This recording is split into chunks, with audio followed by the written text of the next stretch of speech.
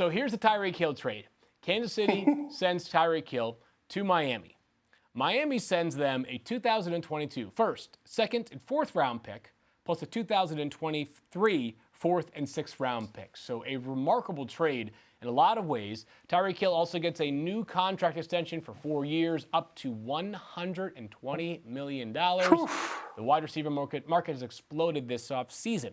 So, Mel, all of a sudden the Chiefs have 12 picks in this year's draft. That's tied with Jacksonville for the most. How does this trade reshape not just what Kansas City needs, but what they can do in this year's draft?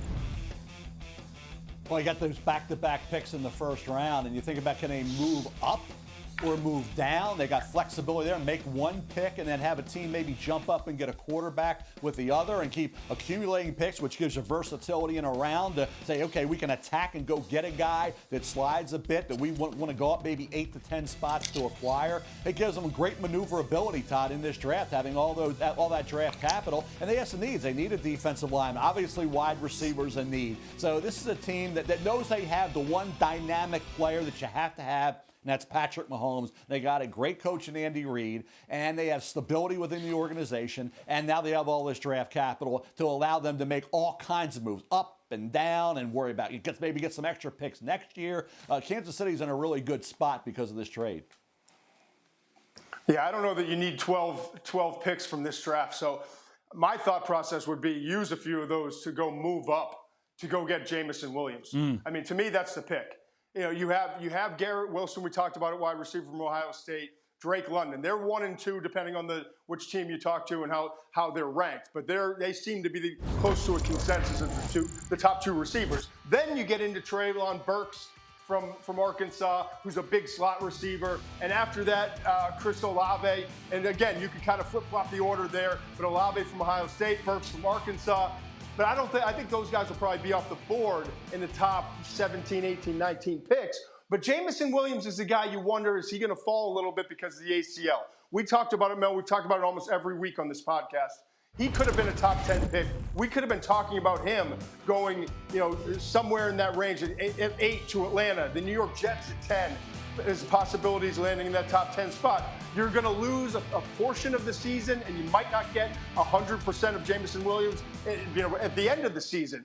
But for the next 4 years after, you could be getting the best wide receiver in this class and an absolute explosive vertical threat and run after catch weapon as well. So I would love that pick. Package a few of your picks this year. Move up, but how far do you move up? You've got Green Bay a spot ahead of you. You've got other teams, New England at 21. If you want to secure it and make sure you can get them, you're calling Philadelphia at 19. You're calling Pittsburgh sitting at number 20. Yeah. Those are a couple of the teams that you're going to try to call to go get your wide receiver if you've targeted him as the guy in this class. So, Mel, on the other side of this, Miami is not quite the Rams, but they're kind of spectators. They have 0 picks now in the first 100 selections of this year's draft. Miami will probably spend more time over the next month just reading and listening to mock drafts between you and Todd than studying players because they are very limited with draft capital. They're kind of not quite all in for this year, but they made a big step forward here. They made a big step forward, and they are all in for this season, and it gets down to Tua now. And you think about Miami's additions and what they even did in the draft last year, getting Jalen Waddle. Now you get Wilson coming in. You add Tyreek Hill. You add Gesicki. You added the 2 running backs. So they've done now the offensive line. You added Armstead, to be the left tackle.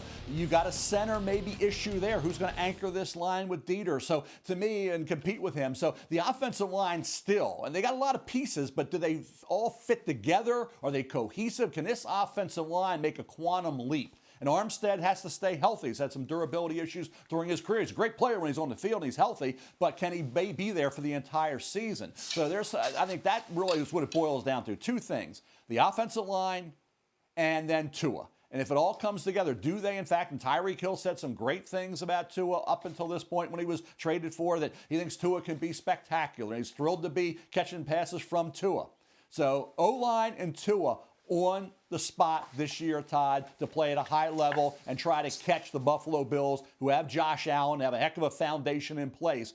Everybody's trying to get to that Josh Allen level in that division. And if Tua can do it, hey, everybody thought he was going to be a great quarterback coming out. He had the injury. Now he's a couple years removed, Todd, from the injury. He has no excuses now.